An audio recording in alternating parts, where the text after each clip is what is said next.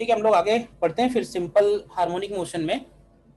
और simple harmonic motion में हम लोगों ने लीनियर एसएचएम, एंगुलर एसएचएम और एंगुलर एसएचएम में भी कई सारे डिफरेंट केसेस प्रॉब्लम्स के हम लोगों ने देख लिए हैं। तो एक तरह से ऑलमोस्ट जो मोटा मोटा एसएचएम में पार्ट इंपॉर्टेंट वाला पार्ट को या थोड़ा डिफिकल्ट वाला पार्ट को, तो वो हमारा कंप्लीट हो चुका है। एक दो छोटे छोटे पॉइंट्स थोड़े से बचे हुए हैं। तो इसमें पहला हेडिंग एक पड़ेगा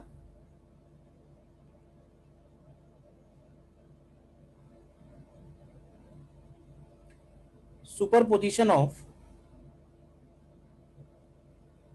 एसएचएम्स, सुपरपोजिशन ऑफ एसएचएम्स। अब देखो इस पर्टिकुलर हेडिंग का जो सिग्निफिकेंस है, ठीक है, मतलब इसका फिजिकली क्या मतलब होगा, ठीक है, ये मतलब आपको वेव्स चैप्टर में समझ में आएगा। या मैं थोड़ा सा याद दिलाऊं अगर आपको कि जैसे तुमने पढ़ा होगा कि भाई एक ही स्ट्रिंग में एक पल्स लेफ्ट से आ रही है एक स्ट्रिंग में, और एक पल्स राइट से आ रही है, ठीक है, तो दोनों पल्स एक दूसरे की तरफ आ रही हैं। पल्स यानी कि जो स्ट्रिंग में हम लोग पल्स जनरेट करते हैं, तो क्या एक ऐसा मूवमेंट आता है कि जब वो पल्स जो है एक दूसरे के ऊपर कंप्लीटली सुपर इम्पोज होती हैं, याद है? और उस सिचुएशन में जो स्ट्रिंग है उसका रिजल्टेंट शेप जो है वो बदल जाता है अगर दोनों पल्स सेम डायरेक्शन में होती हैं। मान लो एक का हाइट है y1 और एक का हाइट है y2, तो y1 और y2 ऐड होके क्या टोटल वो y1 प्लस y2 हो जाता है। एक मूवमेंट के लिए भली होता है, और बाद में एक वेव, ये वेव इधर निकल गई, ये वेव इधर निकल गई। तो सुपरपोजिशन ऑफ एसएचएम बेसिकली उस पर्टिकुलर फिजिकल सिचुएशन का मैथमेटिकल एस्पेक्ट है। मतलब हम लोग मैथमेटिकली कैलकुलेट करने वाले हैं कि डिस्प्लेसमेंट क्या होगा, ठीक है ना। फिजिकल मतलब यही है कि एक पार्टिकल के ऊपर जब दो एसएचएम सुपर इम्पोज होंगे, तो उस पार्टिकल का जो रिजल्टेंट मोशन होगा, वो रिजल्टेंट मोशन कैसा होगा। वो रिजल्टेंट मोशन एसएचएम होगा या रिजल्टेंट मोशन एसएचएम नहीं होगा। एसएचएम होगा तो उसका फ्रीक्वेंसी क्या होगा, एम्पलीट्यूड क्या होगा, इस तरह के क्वेश्चन इसमें हमको मिलेंगे। तो फिलहाल हमको ये समझना है कि we are going to add two different SHMs, और उसका मैथमेटिक्स हम लोग पढ़ने वाले हैं, बस ऐसे समझ लो। इसका जो फिजिकल सिग्निफिकेंस है वो हमको वेव चैप्टर में समझ में आएगा, क्योंकि उसका यूज वहां पे है, मतलब इस मैथ का यूज आगे है, ठीक है। तो सुपरपोजिशन ऑफ एसएचएम में हम लोग पहला जो केस लेंगे वो है SHMs having same frequency along having same frequency along same direction. SHMs having same frequency along same direction, ठीक है। तो SHMs having same frequency along same direction में अगर हम लोग एक SHM का इक्वेशन ले लें y1 is equal to a1 sine omega T, और दूसरा इक्वेशन ले लें y2 is equal to a2 sine omega T plus five. अब जरा ध्यान से देखना, मैंने जो दो एसएचएम लिए हैं उसमें से दोनों एसएचएम का एम्पलीट्यूड अलग अलग है, लेकिन दोनों का फ्रीक्वेंसी सेम है, और दोनों एसएचएम सेम डायरेक्शन में हो रहे हैं। सेम डायरेक्शन का मतलब दोनों वाई डायरेक्शन में ऑसिलेट हो रहे हैं। मतलब एक एसएचएम है वो भी वाई डायरेक्शन में ऑसिलेशन है, दूसरा एसएचएम है वो भी वाई डायरेक्शन में ऑसिलेशन में, और हम दोनों को ऐड करना चाह रहे हैं कि ऐड करने के बाद रिजल्ट क्या आएगा, ठीक है। तो ऐड करने का मतलब है हम लोग सीधे सीधे बोलेंगे यूजिंग प्रिंसिपल ऑफ सुपरपोजिशन, जो वाई रिजल्टेंट होगा वो y1 प्लस y2 के इक्वल होगा। और y1 प्लस y2 अगर हम लोग करें तो ये आएगा a1 sine omega T plus a2 sine omega T plus five. अच्छा देखो, इन दोनों टर्म्स को अगर तुम ऐड करोगे, ट्रिग्नोमेट्री लगाओगे, सेकंड वाला टर्म जो है ना वो sine of A plus B है, तो उसको अगर तुम ओपन करोगे sine A cos B plus cos A sine B, फिर पहले वाले टर्म के साथ साइन ओमेगा टी एक तरफ लोगे, कॉस ओमेगा टी एक तरफ लोगे, और उसको भी फाइनली तुम कंबाइन करोगे, तो फाइनली जहां पहुंचोगे वो मैं दो तीन स्टेप्स नहीं लिख रहा हूं उसके, तो वो पहुंचोगे a resultant sine of omega T plus delta, ठीक है। वेयर ए रिजल्टेंट कितना होगा बता सकता है कोई, देखा हो कहीं? a1 plus a2 cos phi। नहीं नहीं, ए रिजल्टेंट की वैल्यू बनेगी, ये बिल्कुल वेक्टर एडिशन जैसा है, वेक्टर्स में भी यही सेम इक्वेशन बनती है। तो ये आता है a1 square plus a2 square plus 2 A1 A2 cos phi आएगा, बताओ। और ये जो tan डेल्टा है, tan डेल्टा की वैल्यू आएगी A2 sin phi upon A1 plus A2 cos phi. tan delta is equal to A2 sin phi upon A1 plus A2 cos phi. ठीक है, अब अगर तुम इन दोनों रिजल्ट को देखोगे तो तुमको लगेगा कि ये दोनों रिजल्ट तो हम लोगों ने वेक्टर्स में भी पढ़े थे। तो अब तुम एक बात यहाँ पे शॉर्टकट याद रख सकते हो कि अगर हमें दो एसएचएम्स ऐड करने हैं जिनका फ्रीक्वेंसी सेम है और दोनों सेम डायरेक्शन में है, तो उनके जो एम्पलीट्यूड्स हैं उनको अगर हम ऐड करेंगे तो जो नया एम्पलीट्यूड आएगा, ठीक है, वो नया एम्पलीट्यूड निकालने के लिए हम लोग दोनों को वेक्टर की तरह भी ऐड कर सकते हैं। वेक्टर की तरह ऐड करने का मतलब ये है कि जैसे ध्यान से देखो, A1 वाली जो इक्वेशन है वो क्या है, sign omega T plus zero है यहाँ पे। भाई ये साइन ओमेगा टी प्लस क्या है, जीरो। तो हम लोग एक काम करते हैं कि जो A1 है इसका डायरेक्शन रेफरेंस लाइन ले लेते हैं, रेफरेंस लाइन मतलब ओमेगा टी। अच्छा A2 कहाँ है, तो A2 जो है वो A1 से कितना एंगल आगे है, फेज में है ना, तो इसका फेज कितना आगे है उससे, क्या फाई एंगल आगे है। तो फाई एंगल आगे को हम लोग कैसे प्लॉट करते हैं, anti clockwise.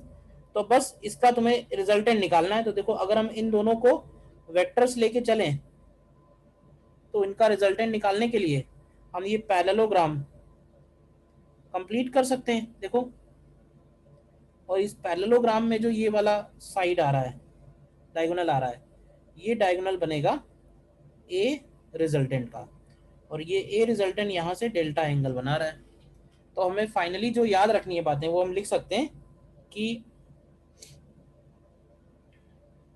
We can also add amplitudes considering them as phasors. ठीक है, और ये जो डायग्राम मैंने बनाया हुआ है इस डायग्राम को हम लोग बोलते हैं फेजर डायग्राम। ठीक है, तुम ये बोल सकते हो कि सर ये तो वेक्टर जैसा ही है। हाँ तो ये है वेक्टर जैसा, मतलब है वेक्टर एडिशन, समझना। लेकिन क्योंकि एम्पलीट्यूड वेक्टर क्वांटिटी तो है नहीं, तो हम ये बोले अगर कि एम्पलीट्यूड्स को वेक्टोरियली ऐड कर रहे हैं तो ये सेंटेंस गलत हो जाएगा। तो हम ऐड तो कर रहे हैं, मतलब रिजल्ट जो आ रहा है वो वेक्टर वाला ही आ रहा है, लेकिन ये वेक्टर एडिशन नहीं कहलाता है। इसको हम क्या बोलते हैं, इसको बोलते हैं फेजर एडिशन। बताओ क्या बोलेंगे इसको, इसको बोलते हैं हम लोग फेजर एडिशन।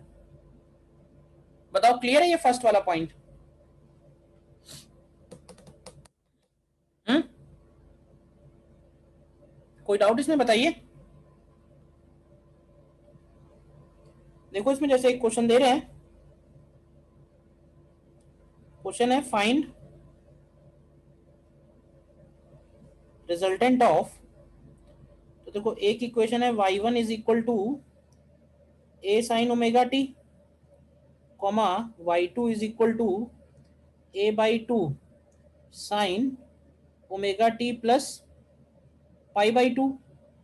फिर y3 है a/4 sine omega T plus pi, and y4 है a/8 sine omega T plus 3 pi. ठीक है, अब ऐसे देखो ऊपर जो फॉर्मूला लिखा हुआ है उससे तो हम सिर्फ दो ही को ऐड कर सकते हैं एक बार में, लेकिन अगर हम उनको फेजर्स की तरह ऐड करें यानी वेक्टर्स की तरह ले लें तो हम दो से ज्यादा भी एक ही बार में ऐड कर सकते हैं। तो यहाँ पे हमें 4 एसएचएम्स ऐड करने हैं। और देखो पहला वाला जो हमारा हेडिंग है ना, SHM having same frequency same direction, तो उसका रिजल्ट ये निकल के आया है कि SHM plus SHM is equal to new SHM. बात समझ में आई, SHM plus SHM is equal to new SHM. New SHM का एम्पलीट्यूड अलग है और फेज अलग है, फ्रीक्वेंसी वही है। करो इसको ट्राई, बताओ। देखो क्या करो, इसको हम लोग वैसे ही करेंगे। वेक्टर एडिशन की तरह, बट बोलेंगे फेजर एडिशन, ध्यान रखना। तो देखो एक हम लोग फेजर बनाएंगे इस तरफ, तो ये हो गया पहला वाला एम्पलीट्यूड ए, और इसको बना रहे हैं हम लोग रेफरेंस लाइन के लॉन्ग, रेफरेंस लाइन मतलब ओमेगा टी। ठीक है, अगला है,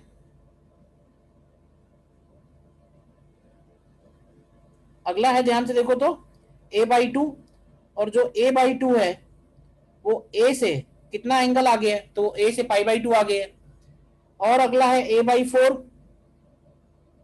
तो वो a/4 इधर पाई एंगल पे है। और अगला है a/8, तो a/8 जो है वो और इधर हो गया।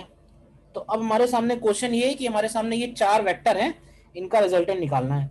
तो देखो ऐसे बोल सकते हैं क्या कि इस तरफ इनका रिजल्टेंट 3a/4 बचेगा, और इस तरफ इनका रिजल्टेंट 3a/8 बचेगा। क्यों भाई?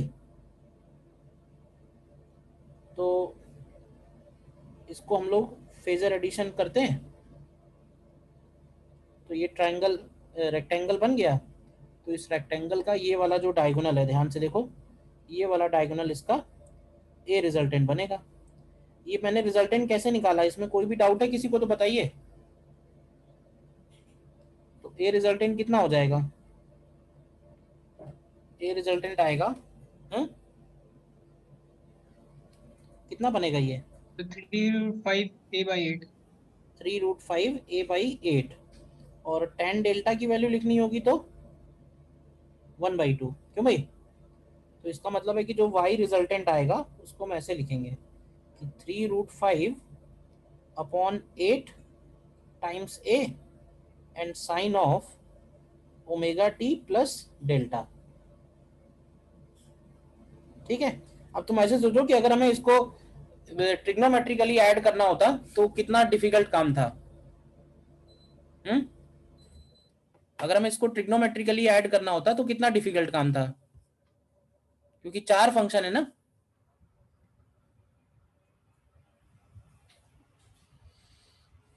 बोलिए, क्लियर है ये?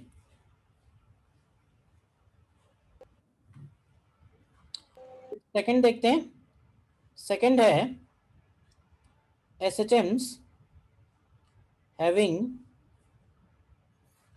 same frequency along perpendicular lines। फिर से SHM का फ्रीक्वेंसी सेम है, लेकिन इस बार हम जो SHM ले रहे हैं उनके ऑसिलेशन, मतलब जो SHM का जो एक्सिस होता है वो परपेंडिकुलर लेना है। मतलब एक पार्टिकल जो है वो, मान लो एक SHM एक्स एक्सिस के लॉन्ग है और एक SHM वाई एक्सिस के लॉन्ग है, तो हमें देखना है कि जब हम उनको सुपर इम्पोज करेंगे तो रिजल्टेंट क्या होगा। तो देखो इसके लिए एक पार्टिकल का x ले लेते हैं a1 साइन ओमेगा टी, और एक पार्टिकल का y ले लेते हैं a2 sine omega T plus five. तो देखो इसको तुम ऐसे मान के चलो कि एक पार्टिकल टू डायमेंशनल मोशन कर रहा है, ध्यान से समझना। एक पार्टिकल टू डायमेंशनल मोशन कर रहा है और उसका एक्स और वाई कोऑर्डिनेट अलग अलग तुमको दिया हुआ है। मतलब किसी भी टाइम पे उसका कोऑर्डिनेट है एक्स कॉमा वाई, जहां एक्स कॉमा वाई की वैल्यू हम यहां से निकाल सकते हैं। तो उस पार्टिकल का पोजीशन वेक्टर क्या होगा किसी भी टाइम पे? क्या इसको एक्स आई कैप प्लस वाई जे कैप लिख सकते हैं? अब इस पार्टिकल का पाथ क्या होगा, अगर हमें पाथ पता करना है, ये तो बात समझ में आ गई कि इन दोनों को ऐड करने से एसएचएम शायद ना मिले, क्योंकि एक्स कोऑर्डिनेट भी है वाई कोऑर्डिनेट भी है। बट पाथ क्या होगा उसको पता करते हैं। तो देखो इसमें भी क्या करते हैं हम लोग, थोड़े से केसेस बना लेते हैं। केसेस ये बना लेते हैं कि मान लो फाई की वैल्यू 0 डिग्री है या फिर 180 डिग्री है। तो देखो अगर फाई 0 या 180 डिग्री है तो एक्स को लिखेंगे a1 साइन ओमेगा टी, और y को लिखेंगे plus minus a2 sine omega T. तो अगर हम यहाँ से x अपॉन वाई निकालें तो x अपॉन वाई आ जाएगा प्लस माइनस a1/a2। तो ये पाथ कैसा आ रहा है? क्यों भाई? क्यों भाई? Hence the resultant path is straight line straight line आ रहा है। तो अगर पासिंग थ्रू ओरिजिन। आ रहा है तो फिर ये SHM हो सकता है, क्यों भाई? Hence it is SHM। अब इसको मैं थोड़ा फिजिकली दिखा देता हूँ कि क्या हो रहा है। फिजिकली अगर दिखाएं तो क्या हो रहा है ये देखो। यहाँ से जैसे मान लें कि अगर हम फाई इक्वल टू 0 का केस ले रहे हैं, तो अगर फाई इक्वल टू 0 है तो क्या ऊपर वाले एक्सप्रेशन में प्लस साइन आएगा? और प्लस साइन का मतलब ये होगा कि पार्टिकल इस लाइन पे ऑसिलेट हो रहा है। समझना ध्यान से, ये पार्टिकल का एक तरह से पॉजिटिव एक्सट्रीम हो जाएगा, ये पार्टिकल का एक तरह से नेगेटिव एक्सट्रीम हो जाएगा। ठीक है, पार्टिकल का मैक्सिमम y कोऑर्डिनेट A2 है और पार्टिकल का मैक्सिमम x कोऑर्डिनेट A1 है। इधर वाला -A1 हो गया, इधर वाला -A2 हो गया। मतलब समझना, एक SHM था x में, एक SHM था y में। तो अगर दोनों SHM के बीच में फाई 0 है तो उसका रिजल्टेंट ऐसे हो रहा है। तो क्या ये भी SHM होगा? व्हाट इज रिजल्टेंट एम्पलीट्यूड बताओगे? तो भाई √A1² + A2²। इस केस में जो रिजल्टेंट एम्पलीट्यूड है वो √ऑफ A1² + A2² है। देखो, अगर फाई की वैल्यू 180 होगी तो लाइन का क्या होगा? फाई अगर 180 है तो इस लाइन का कैसा होगा, कैसी लाइन बनेगी? सर इसका mirror image about y axis. हाँ, मतलब इधर की तरफ आ जाएगी ना, मतलब इसका स्लोप पॉजिटिव है, उसका स्लोप नेगेटिव हो सर जाएगा। नेगेटिव। क्लियर है सभी को? Yes sir. अच्छा, दूसरा केस लेते हैं। अगर फाई की वैल्यू 90 डिग्री है, ध्यान से देखना, तो अगर फाई 90 डिग्री है तो x होगा A1 साइन ओमेगा टी और y होगा A2 क्या कॉस ओमेगा टी हो जाएगा। तो अगर हम इनको इसमें से टाइम एलिमिनेट करें तो क्या इक्वेशन मिलेगी? तो क्या ये x² / A1² plus y² / A2² equal to 1 मिल रहा है। तो ये कैसा मोशन आ रहा है?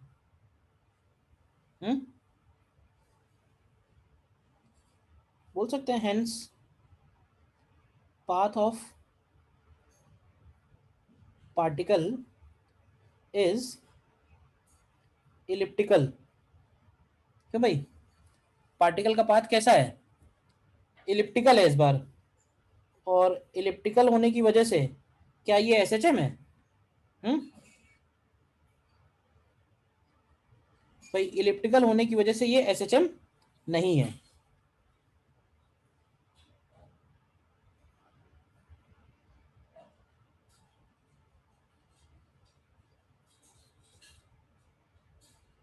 इलिप्टिकल होने की वजह से ये मोशन SHM नहीं है। मतलब इसको हम ऐसे बोल रहे हैं कि पार्टिकल इस इलिप्टिकल पाथ पे चल रहा है। ये पॉइंट A1 है, ये पॉइंट A2 है, ये हो गया -A1, ये हो गया -A2। इसका जो मोशन है, मोशन पीरियोडिक है। Resultant motion is periodic but not SHM। हाँ, ये बोल सकते हैं कि जब पार्टिकल इस एलिप्स पे चलेगा तो उस पार्टिकल का जो x एक्सिस पे शैडो बनेगा और y एक्सिस पे शैडो बनेगा, वो दोनों शैडो जो है वो SHM है बात कि नहीं? Yes sir. सर हाँ बोलिए। सर ऊपर वाले में एक चीज नहीं समझ में आई। हाँ, y = +/- A2 sin omega t क्यों है? माइनस ही होगा ना सर, अगर पाई है चीजें एंगल। ना, इसलिए मतलब फाई 0 क्या रखो सर? प्लस होगा, फाई 0 में प्लस होगा, फाई 180 में माइनस होगा। तो मैंने दोनों बातें एक साथ लिख दी थी ना, इसलिए प्लस माइनस लगा दिया। तुम लोग यार जरा सी चीज में डाउट कर लेते हो। ठीक है सर, हो गया। एक चीज जो है अगर मैंने नहीं बताई तो उसी में डाउट हो जाता है। ये एरो इस तरह से बनेगा, इस तरफ।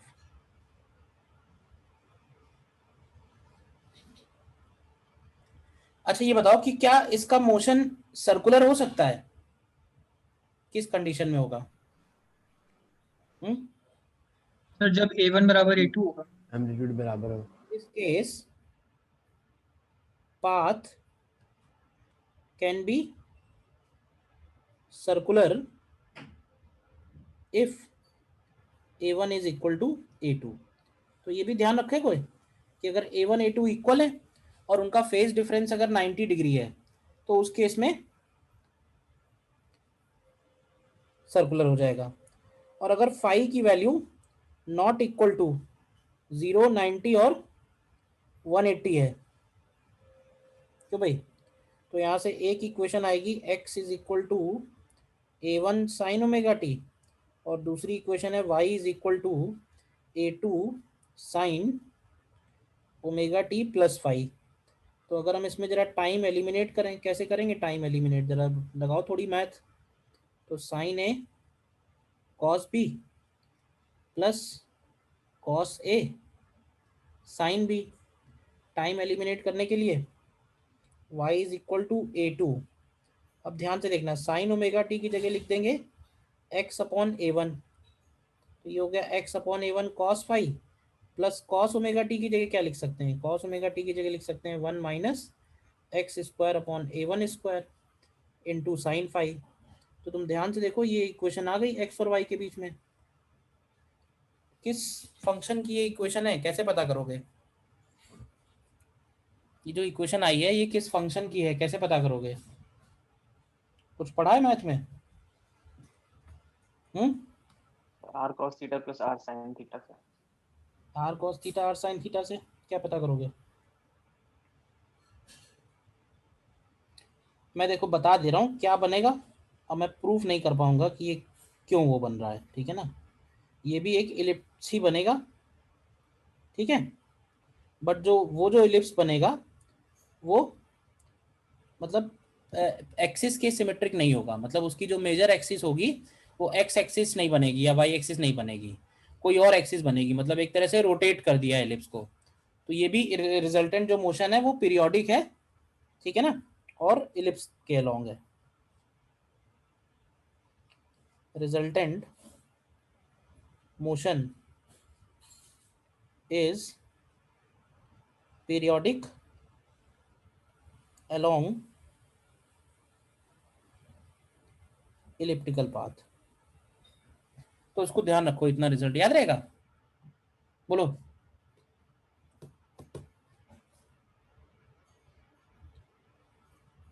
ठीक है। ये हो गया second case, SHMs having same frequency along perpendicular lines. और सर एक चीज पूछनी थी सर, जैसे जब आपने 5 = 90 किया है तो इन सारे केसेस में हम लोगों ने ओमेगा सब दोनों वेव्स का सेम लिया है। अगर ओमेगा हेडिंग ही है ना वो, तो यार हेडिंग ही हमने ली हुई है, सेम फ्रीक्वेंसी, यस। अगर सर ये ऐसा नहीं होगा तो कोई पाथ हम इसे डिसाइड नहीं कर पाएंगे। अब ऐसा नहीं है कि हम जो है सब सारे वेरिएबल्स को हम सॉल्व कर लेंगे। वो जब वेरिएबल तुम्हारे सामने आएगा तुम उसको फिर उसके हिसाब से सॉल्व करके देखना कि ओमेगा 1 ओमेगा 2 अलग है तो क्या बन रहा है, ठीक है ना।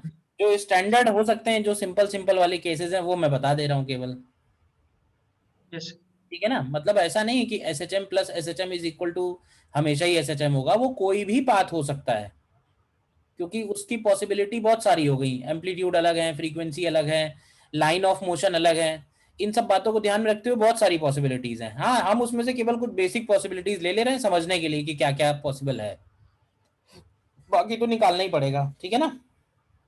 यस और थर्ड है SHMs हैविंग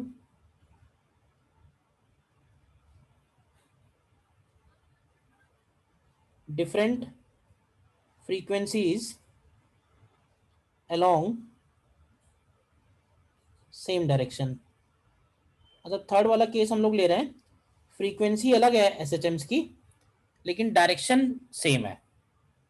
तो अभी इसमें एक काम ये करते हैं हम लोग, थोड़ा सिंप्लिसिटी के लिए, थोड़ा मैथ कम लगाना पड़े तो हम लोग एम्पलीट्यूड सेम ले लेते हैं। वैसे एम्पलीट्यूड पे ज़्यादा कुछ डिपेंड करता नहीं है, रिजल्टेंट मोशन जो है वो इस बात पर डिपेंड करता है कि फ्रीक्वेंसी सेम है या नहीं है, डायरेक्शन ऑफ ऑसिलेशन सेम है या नहीं है। एम्पलीट्यूड पे बहुत कम बातें डिपेंड करती हैं। बस ऐसे ही है कि इलिप्स था, एम्पलीट्यूड इक्वल हो जाएंगे तो सर्कल हो जाएगा, बस इतना ही। तो अगर y1 y2 इस तरह से दिए हुए हैं तो हम y रिजल्टेंट कैसे निकालेंगे? तो y रिजल्टेंट हो जाएगा y1 प्लस y2। तो अगर तुम यहां से इनको ऐड करोगे sine c plus sine d क्या बनेगा? क्या ये 2 sine c plus d by 2 होगा and cos c minus d by 2। बताओ पहले यहां तक क्लियर है या नहीं? तो इस पर्टिकुलर केस का जो एप्लीकेशन है ना, इसका एप्लीकेशन हम लोग वेव्स में पढ़ेंगे, जो बीट्स तुमने सुना होगा, बीट्स फिनोमेना। ठीक है, फिलहाल यहां पे हमको क्या ध्यान रखना है? यहां पे हमको ये ध्यान रखना है कि अगर किसी इक्वेशन में साइन और कॉस के टर्म्स प्रोडक्ट में दिए होते हैं तो हम उसको देख के डायरेक्टली उसके अंदर कौन कौन से फ्रीक्वेंसीज इन्वॉल्व हैं ये नहीं बता सकते हैं। अगर हमें फ्रीक्वेंसीज बताने हैं कि कौन कौन से फ्रीक्वेंसीज इन्वॉल्व हैं तो हमें इस प्रोडक्ट को सम में बदलना पड़ेगा, मतलब कि दिस इनटू दिस को बदलना पड़ेगा दिस प्लस दिस में। तो जब अलग अलग होंगे तब पता चलेगा कि उसमें कौन कौन सी फ्रीक्वेंसीज इन्वॉल्व है। फिलहाल तुम बस यही बोल सकते हैं यहां से। और रिजल्टेंट मोशन कैसा है? Resultant motion is periodic but not SHM. ठीक है ना, पीरियोडिक बट नॉट एसएचएम। तो इसमें जैसे एक छोटा सा प्रॉब्लम ये करके देखो कि क्वेश्चन है find the frequencies involve in y resultant is equal to 16 cos square t and sin 3t। मतलब इस फंक्शन के अंदर कौन कौन सी फ्रीक्वेंसीज का ये सुपर पोजिशन है, हमें ये निकालना है। निकाल सकते हो? करो।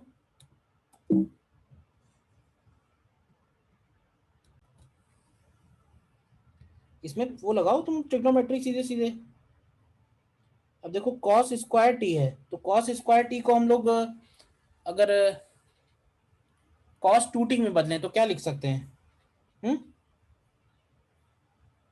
भाई?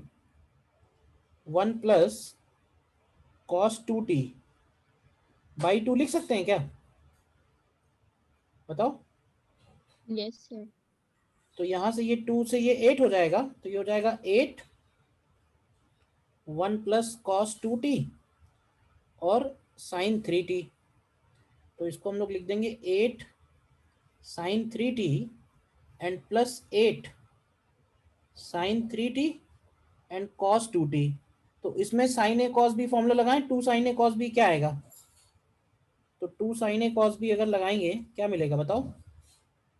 तो ये हो जाएगा sine of A plus B, बताना कुछ गलत हो जाए तो, plus sine of A minus B, तो ये हो जाएगा साइन टी।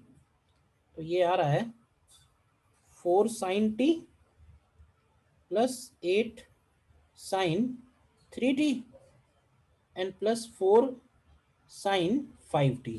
तो 3 फ्रीक्वेंसीज जो इन्वॉल्व हैं, यहाँ से आ रहा है ओमेगा 1 की वैल्यू 1, यहाँ से आ रहा है ओमेगा 2 की वैल्यू 3 और यहाँ से आ रहा है ओमेगा 3 की वैल्यू 5। यानी कौन कौन सी फ्रीक्वेंसीज इन्वॉल्व हैं? तो 1 3 5 इन्वॉल्व हैं, बस ये निकालना था।